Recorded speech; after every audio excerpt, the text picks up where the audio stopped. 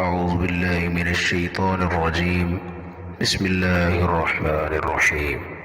إذا زلزلت الأرض زلزالها وأخرجت الأرض أثقالها وقال الإنسان ما لها يومئذ تحدث أخبارها بأن ربك أوحى لها يومئذ يصدر الناس أشتاتا ليروا أعمالهم فمن يعمل مثقال ذرة خيرا يره ومن يعمل مثقال ذرة شرا